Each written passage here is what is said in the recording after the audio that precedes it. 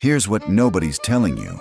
The foods that are actually supposed to fix your energy, strengthen your immune system, and keep your body running the way it was designed to, have been quietly disappearing from your plate for the last 50 years. Replaced by things that look similar, get marketed the same way, but do something completely different inside your body. Today, I'm going to show you 3 specific foods. 3 whole foods that form the daily diet of Jesus himself.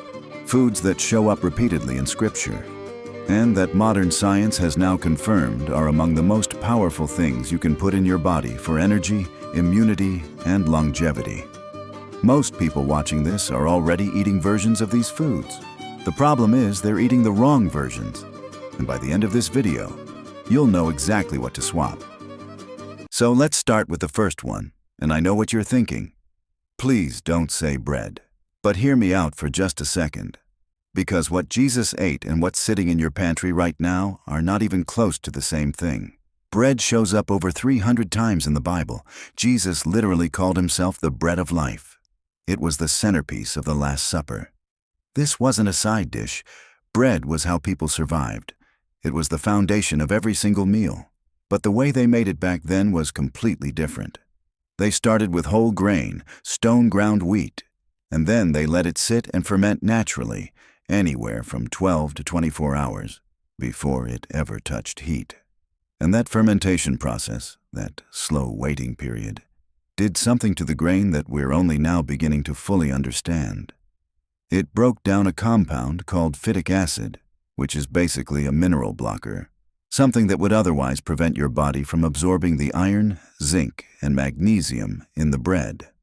And on top of that, it partially pre-digested the gluten, which made the bread far gentler on the gut than anything you'd find in a grocery store today. Stanford researchers looked into sourdough fermentation and found it lowered the glycemic index of bread by around 36%. What that means for you practically is slower digestion, steadier energy through the day, and none of that crash you feel an hour after eating regular toast. Now compare that to the average American sandwich bread.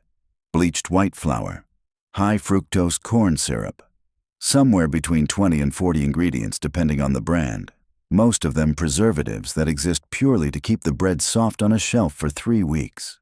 That's not food. That's just something shaped like food. If you want something close to what Jesus actually ate, look for Ezekiel bread. And this one's special because it's literally made from a recipe in Ezekiel chapter 4, verse 9. Sprouted grains, naturally fermented, nothing added.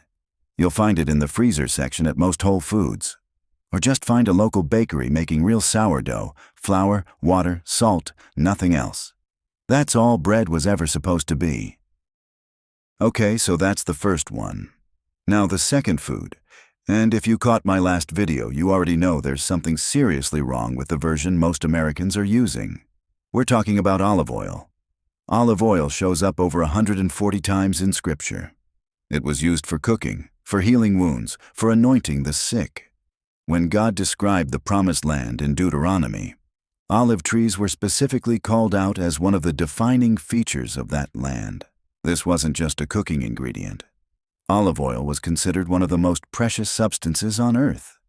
And modern science spent decades trying to figure out why Mediterranean populations live so much longer than everyone else. Turns out olive oil was a huge part of the answer. Real extra virgin olive oil, and I want to emphasize the word real here, contains a compound called oleocanthal. Researchers at the Monell Chemical Senses Center found that oleocanthal works on the same inflammatory pathways in your body as ibuprofen. So every tablespoon of genuine olive oil is quietly doing anti-inflammatory work in the background. And beyond that, the polyphenols protect your artery walls, slow down the oxidation of LDL cholesterol, and trigger something called autophagy, which is basically your body going in and cleaning out damaged cells to make room for healthy ones. A massive study in Spain called PREDIMED followed over 7,000 people for years.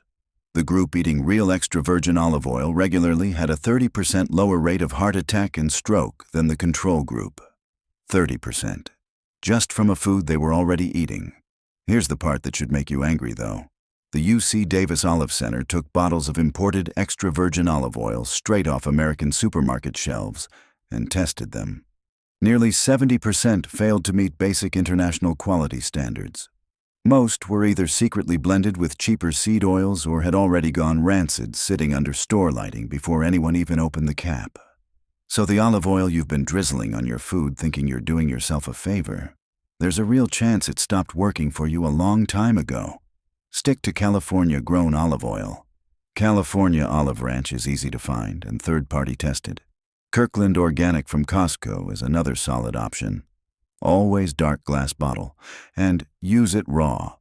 The moment you cook it at high heat, you start destroying the compounds that make it worth buying in the first place. 2 down, 1 to go.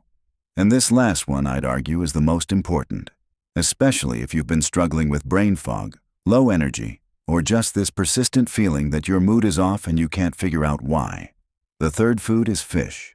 After the resurrection, when Jesus appeared to his disciples, the first thing he did was eat. And Scripture records exactly what he ate: grilled fish. Luke chapter 24. Out of everything that could have been written down about that moment, it was fish. The Sea of Galilee, where Jesus spent most of his ministry, was full of small fatty fish. The kind we now know carry some of the highest concentrations of omega-3 fatty acids of any food on earth. And these weren't farm-raised fish fed on corn and soybeans. These were wild fish eating what wild fish are supposed to eat. Here's why omega-3 matters so much for you specifically. EPA and DHA, the 2 main omega-3 fatty acids in fish, are your body's primary weapons against systemic inflammation. The kind of slow, invisible inflammation that sits in the background and quietly drives fatigue, joint pain, and an immune system that can never quite catch up. And DHA on its own makes up about 60% of the fat in your brain. When your levels are low, which for most Americans they are, it shows up as brain fog, poor memory, low mood, and difficulty concentrating. Harvard School of Public Health found that eating fatty fish just twice a week cuts your risk of dying from heart disease by 36%. And the NIH has linked DHA deficiency directly to higher rates of depression and anxiety. The fish most Americans are eating, though, farm-raised tilapia, which you'll find everywhere, is fed on grain, which means its omega-6 to omega-3 ratio is basically the opposite of what it should be. And large fish like tuna carry enough mercury that eating them regularly becomes a real concern for your neurological health over time. The simplest swap, and also the cheapest, is canned wild sardines. I know that's not exciting.